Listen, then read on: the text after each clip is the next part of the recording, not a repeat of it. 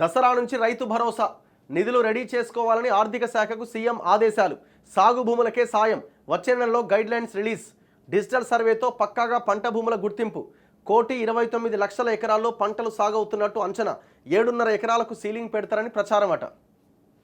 So వీళ్ళు ఏమన్నారు, 7,500 7,500 మొత్తం సంవత్సరానికి 2 సీజన్లకు కలిపి 15,000 రూపాయలు ఇస్తామన్నది రేవంత్ రెడ్డి ఇచ్చిన హామీ. అసలు మొన్ననే ఇవ్వాలి, కానీ వాళ్ళు ఇవ్వలేదు. ఇప్పుడైతే యాజ్ టీజ్గా ఇస్తాం, గతంలో ఇచ్చినట్టే. గైడ్లైన్స్ రూపొందించిన తర్వాత మేము 7,500 చేస్తామని అన్నారు.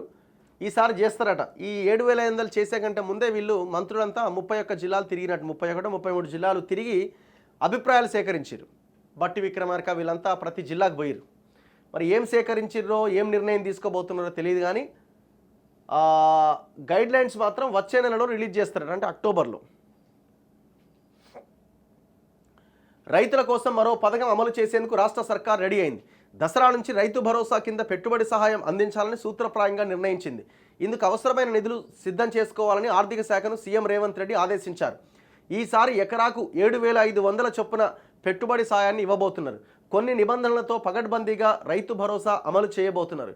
ఇందుకు తగ్గట్టుగా వచ్చే నెలలో రైతు భరోసా మార్గదర్శకాలు రిలీజ్ చేయబోతున్నారు. ఇక్కడ 3 ఉన్నాయి. 1 రైతు భరోసా 15,000, 2 కౌలు రైతులకు కూడా 15,000, 3 రైతు కూలీలకి 12,000 రూపాయలు ఇస్తామన్నది కాంగ్రెస్ తన మేనిఫెస్టోలో పెట్టింది. ఇప్పుడు రైతు భరోసా, రైతు బంధు ఎవరికి ఇస్తారు? పంట పండించే వాళ్ళకే ఇస్తామని అంటున్నారు. మరి కౌలు రైతులను ఎట్లా గుర్తిస్తారు? మన తుమ్మల నాగేశ్వరరావు అంటుండు కౌలు రైతులు భూ యజమానులు చూసుకోవాలంటున్నాడు. అది కుదరని పని. కౌలు రైతులని గుర్తించాల్సింది ప్రభుత్వమే. మీరిచ్చే 15,000 రూపాయలకి 7,500కి యజమాని కౌలు రైతు కొట్లాడుకోవాల్సిన పరిస్థితి వస్తుంది. కొట్లాట కూడా కాకపోవచ్చు. యజమాని ఏమంటాడు, అవసరం నువ్వు చేయకపోతే వెళ్ళిపో అంటాడు. అందుకే మీరు భూ యజమానికి ఇస్తారా, కౌలు రైతుకి ఇస్తారా, భూ యజమానితో పాటు కౌలు రైతు కూడా ఇస్తారా? దానికి సంబంధించిన గైడ్లైన్స్ రావాలి. అండ్ ఇంకొకటి, ఎన్ని ఎకరాల వరకు కట్ ఆఫ్ పెడతారు?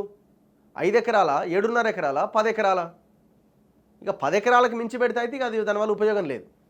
ఎందుకంటే ప్రభుత్వం ఇచ్చే ప్రతి ఉచిత పథకము అర్హులైన రైతులకు పోవాలా. అవసరమైతే 1 2 ఎకరాలు ఉన్న రైతులకు ఇంకా డబల్ ఇవ్వాలా. సో ఇప్పుడు ఇక్కడ కౌలు ఎవరైతే వ్యవసాయం చేస్తారో వాళ్ళకే ఇవ్వాలా. ఇది రైట్ పాయింట్ యాక్చువల్గా. ఇది అసలు నన్ను అడిగితే ఈ రైతు బంధులు, రైతు భరోసాలు ఇదోటి కాదు. పంట పండించిన రైతు మార్కెట్కి ధాన్యం ఎవరైతే తెస్తారో వాళ్ళకి అక్కడ బోనస్ ప్రకటించేసేయండి, అయిపోతుంది. మీరు ఎంతైతే ఇవ్వాలనుకుంటున్నారో ఆ రైతుకి, ఎవరైతే ధాన్యం తీసుకొస్తారో ఆ రైతుకి ఇచ్చేస్తే అయ్యేపోతుంది కదా.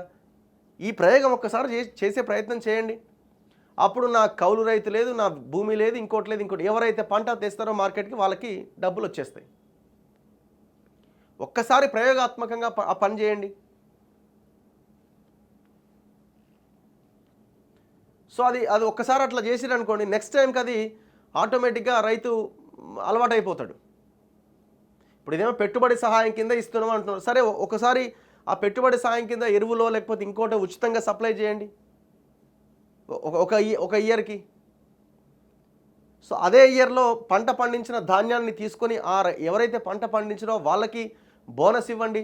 మీరు ఆ 7,500 రూపాయల బోనస్ అమౌంట్ అంత వచ్చేలాగా.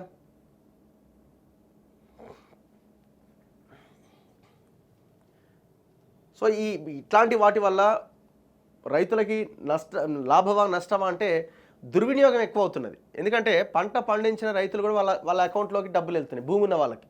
కానీ అసలైన రైతు నష్టపోతున్నాడు. వ్యవసాయం చేసే రైతుకే కదా డబ్బులు ఇవ్వాల్సింది. చూడాలి మరి ఏం చేస్తారన్నది.